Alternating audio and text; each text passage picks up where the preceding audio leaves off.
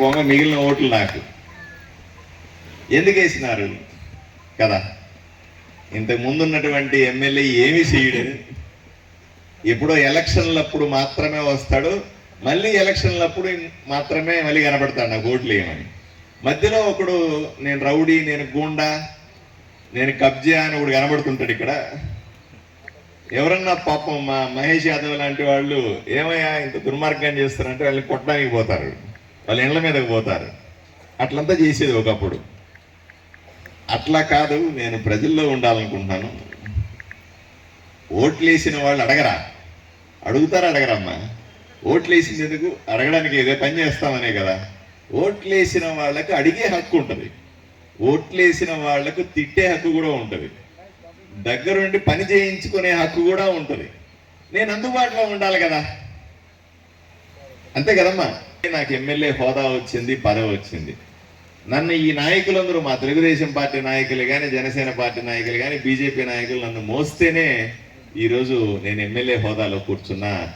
ఆదోని ఎమ్మెల్యేగా నేను పేరు తెచ్చుకుంటా ఉన్నా. ఈ అవకాశం ఇచ్చింది మీళ్ళే.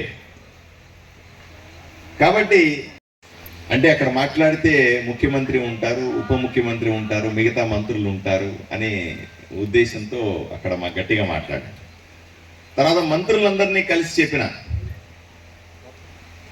నీళ్ల కోసం నీళ్ల మంత్రి దగ్గరికి పోయినా, ప్రాజెక్టు కోసం ప్రాజెక్టు మంత్రి దగ్గరికి పోయినా, ఇంకో మంత్రి దగ్గరికి పోయి మాకు రణమండల ఆంజనేయ స్వామి గుడి కట్టండి అని చెప్పిన, ఇంకో మంత్రి దగ్గర మా దగ్గర ఆటో నగర్ కావాలని చెప్పిన. ఇట్లా 34 మంత్రులు ఉంటే 34 మంత్రుల దగ్గరికి పోయినా నేను. అందరి దగ్గర ఏదో పేపర్ ఇచ్చిన. అందరూ పక్క నవ్వారు. ఏమైనా నీకు పేపర్లు ఇచ్చడం పేరే పని లేదా? అంతకుమించి ఏం చేస్తాను ఎమ్మెల్యేగా? మీ వైపు నుంచి ఎవరెవరు పేపర్ ఇవ్వాలి కదా మంత్రులకి, ఇవ్వాలన్నా వద్ద చెప్పుదల్లి.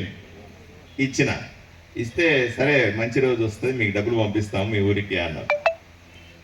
ఒక ఆయన మున్సిపల్ మంత్రి దగ్గరికి పోతే ఆయన నేను బాగా సతాయిస్తా ఉంటే ఆయన అప్పటికప్పుడు 1,20,00,000 ఎంతో ఇచ్చినాడు. ఇచ్చి కాలంలో మురుగంతా తీసుకోవడానికి వాడుకోండి, పని జరుగుతూ ఉంటుంది కదా, మళ్ళీ మిగతా డబ్బులు మళ్ళీ ఇస్తా అన్నాడు. వీళ్ళకు ఇంటింటి కొళాయి ఇవ్వాలా తప్పనిసరిగా అని చెప్పిన. ఆయన దండం పెట్టి, నేను ఇంకా ఇప్పుడే మంత్రి నేనయ్యా, నాకు కొంచెం ఊపిరి తీసుకునే టైం ఇవ్వు, ఒక 2 నెలలు టైం ఇస్తే నేను అన్ని చూసుకొని ఎంత డబ్బులు ఇస్తానో నీకు చెప్తాను అని అన్నాడు. సరే దండం పెట్టి బయటకు వచ్చిన.